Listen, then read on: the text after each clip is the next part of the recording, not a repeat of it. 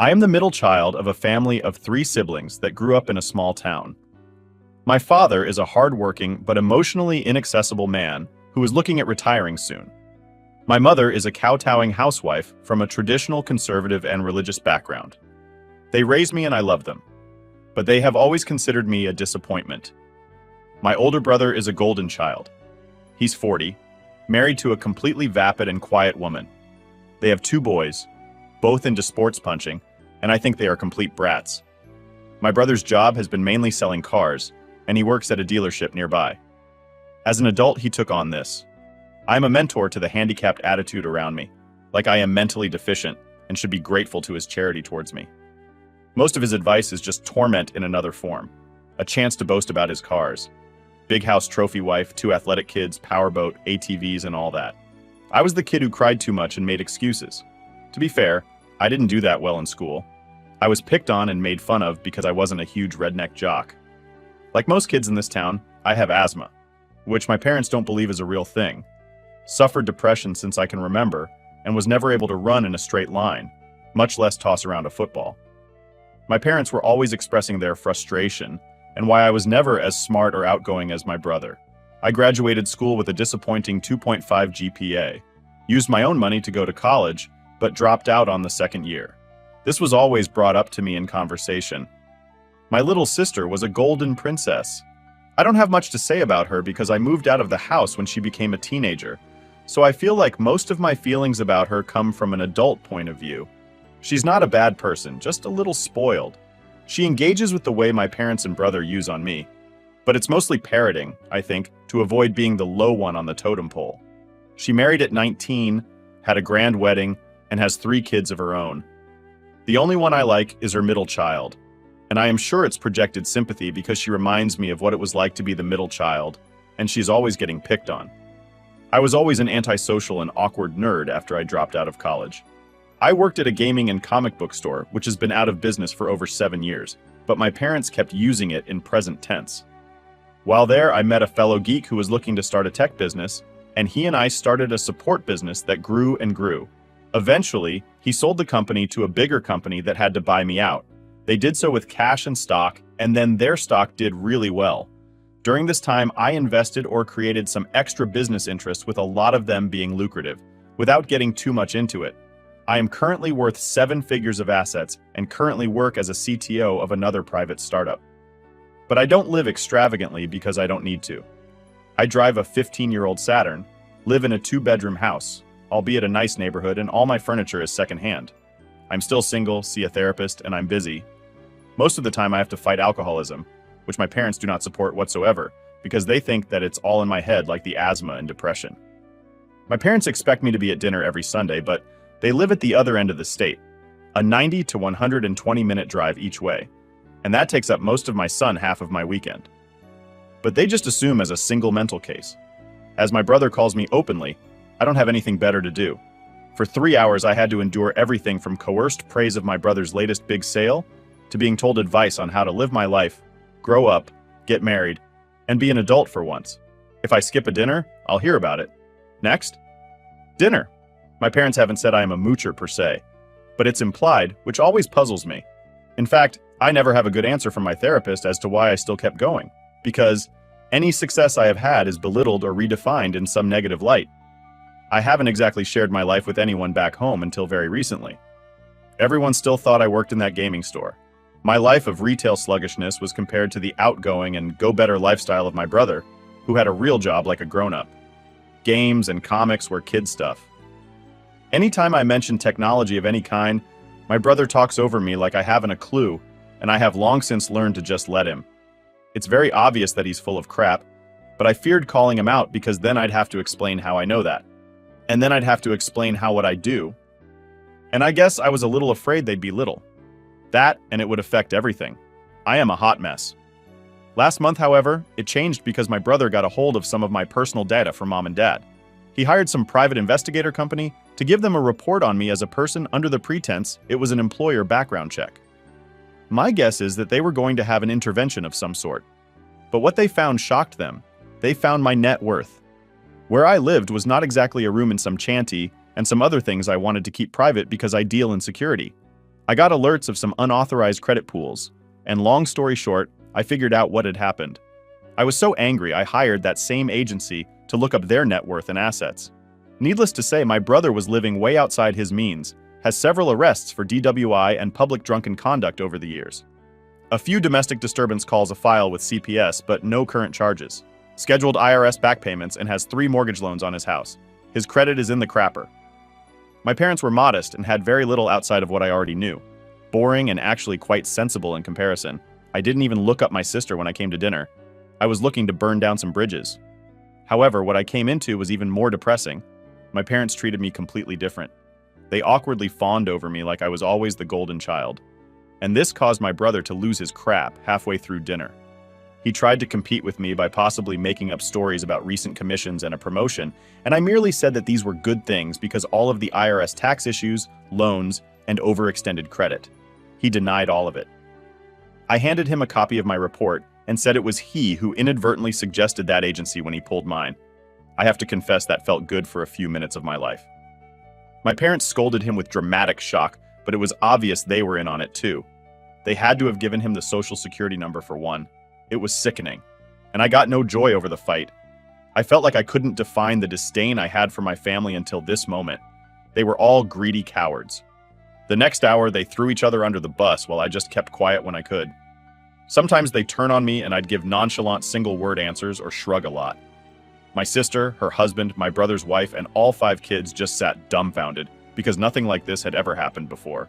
Usually it's pretty quiet and predictable. My mother starts the conversation. My father grunts a lot. My brother boasts a lot. His wife boasts a lot. My brother and sisters say what they are up to if they get the chance. And here and there will be some jabs about how I should look up to my brother and be a real man. Now, it was my mom and dad and my brother screaming about all this old news like crap that happened to the family 20, 30 years ago, and whose fault it really was. Like everything unraveled in an email. A free-for-all. Every stupid thing I felt about them was validated. And I feel like I should feel happy or have a sense of justice. But frankly, I feel terrible. I don't think I handled it well. I knew they were awful people. What was I hoping to accomplish by dragging my brother's dirty linen out? Now his kids know, for heaven's sake. It ended when my brother red in the face with fury, blamed me for causing all the problems in this family in one huge summary. You should have never been born. You could tell my mom and dad were trying to shush him in a panic, something I've never seen them do before that night. But they never acknowledged how they treated me before. I got up at some point and told them I was tired of them all, and I wasn't coming back to dinner anymore. Then my parents accused me of withholding from them. They said some niece or nephew had some ailment I could have fixed and turned a blind eye.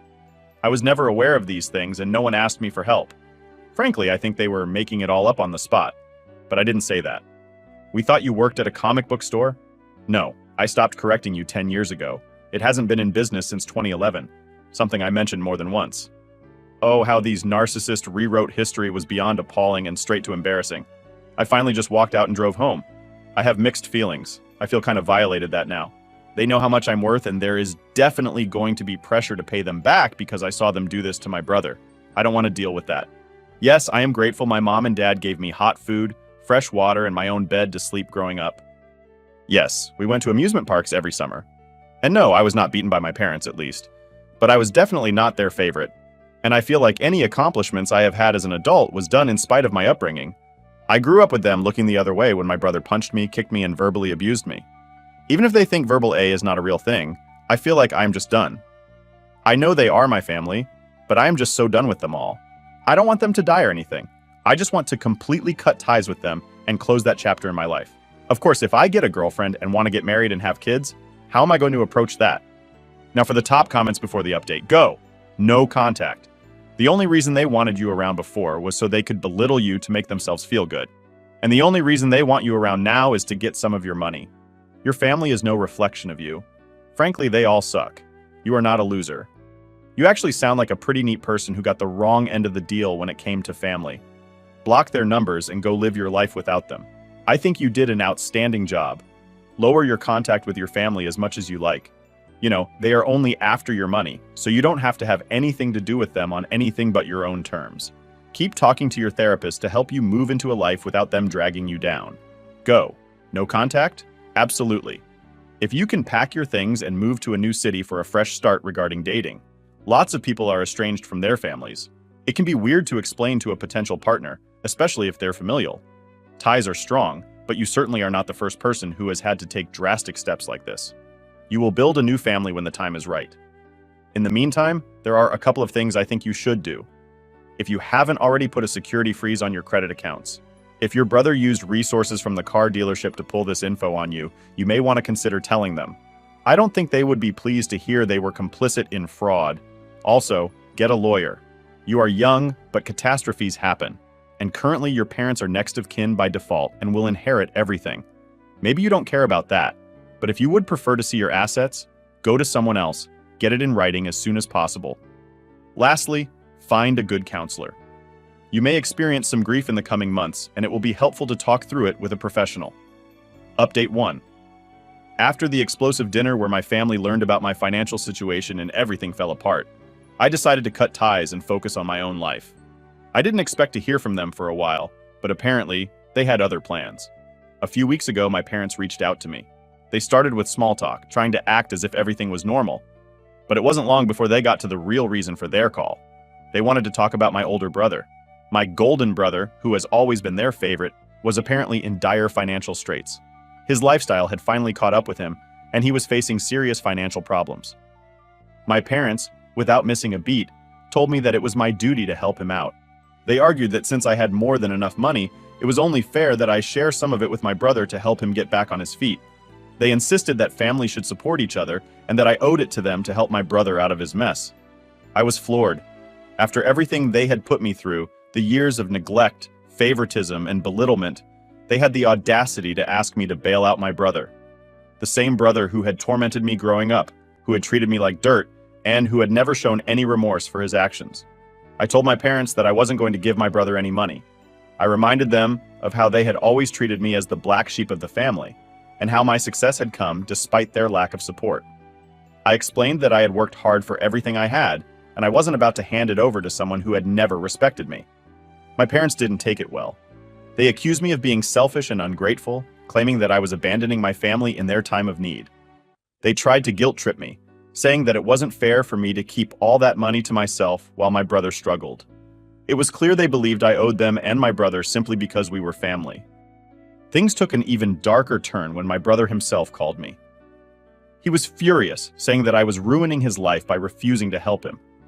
He threw all kinds of accusations at me, calling me ungrateful, spiteful, and a disappointment to the family. He even went as far as to say that I owed him for all the advice he had given me over the years, despite that advice being nothing but torment. The final straw came when my brother threatened to come after me legally. He said that he would find a way to force me to share my wealth, claiming that I had manipulated our parents into disowning him and that I was the reason for his financial troubles. It was a blatant attempt to scare me into compliance, but I stood firm. I told him that any legal action he took would be met with strong resistance, and that he had no right to my money. I made it clear that I was done with their games, and that I wouldn't be manipulated any longer.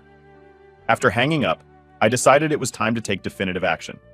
I contacted my lawyer and set up legal protections for my assets. I also changed my phone number and tightened my security measures to ensure that my family couldn't continue to harass me. It was a tough decision, but one that I knew was necessary to protect myself and my future. Since then, I've felt a mixture of relief and sadness. It's hard to completely cut ties with your family, even when they've treated you poorly.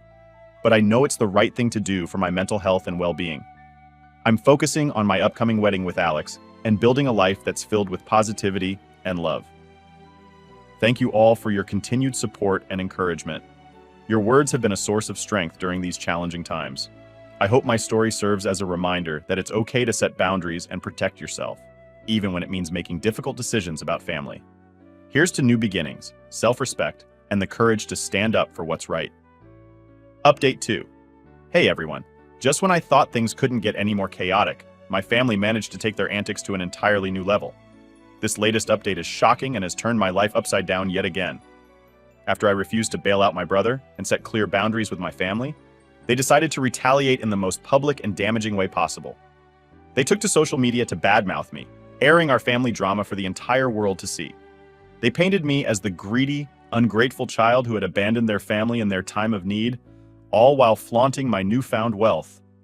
My parents, brother, and even my sister joined in, posting lengthy rants about how I had come into a fortune and refused to share it with my struggling family.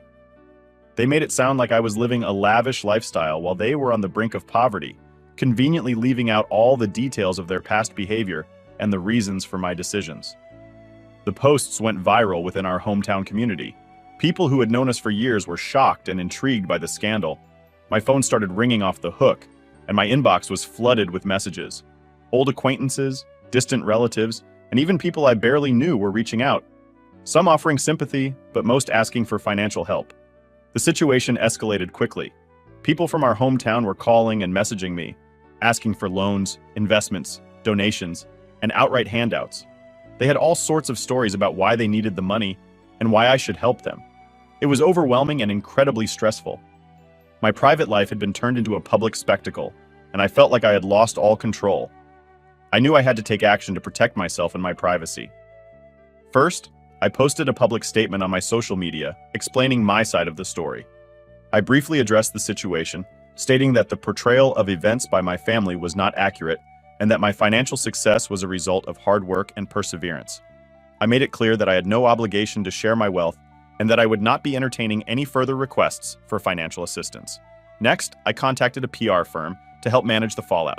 They advised me on how to handle the media attention and worked to mitigate the damage done to my reputation. I also hired additional security measures to protect my home and personal information from further breaches. Despite my efforts, the situation remained tense. My family continued to post defamatory comments and stories, trying to turn more people against me. They even went as far as to contact local news outlets to sell their story, hoping to gain more sympathy and public support. It was a nightmare. I've also been in close contact with my therapist, working through the emotional toll of this situation. It's been incredibly challenging, but I'm determined to come out stronger on the other side. To those who reached out with genuine concern and support, I am deeply grateful. Your kindness has been a beacon of light during these dark times.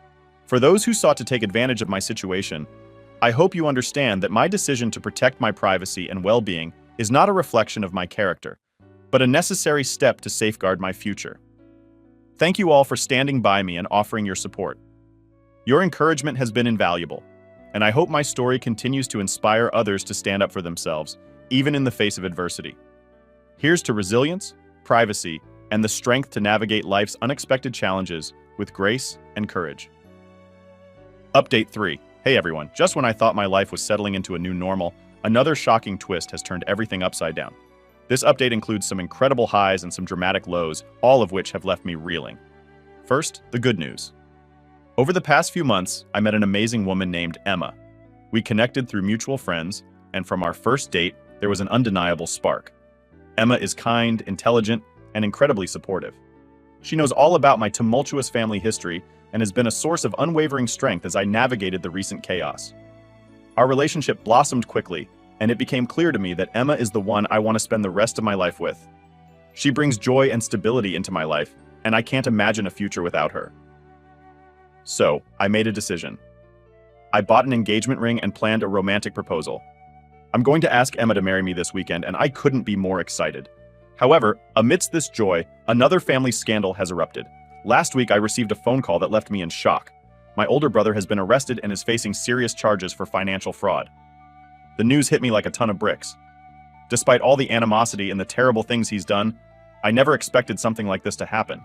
From what I've gathered, my brother had been involved in some shady business dealings at the car dealership where he worked. He had been manipulating financial records, embezzling funds, and defrauding customers. His reckless lifestyle and mounting debts had driven him to desperate measures, and now he was paying the price. The news quickly spread through our hometown, adding another layer of scandal to our already troubled family reputation. My parents are devastated, and the community is buzzing with gossip. Despite everything, I couldn't help but feel a pang of sympathy for my brother.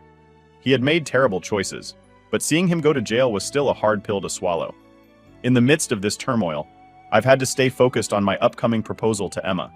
She's been a beacon of hope and positivity, and I want to make this moment special for both of us. I've planned a beautiful evening at our favorite spot overlooking the city, where I'll ask her to be my partner for life.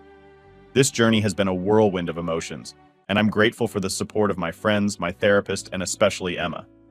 They've helped me stay grounded and focused on what truly matters.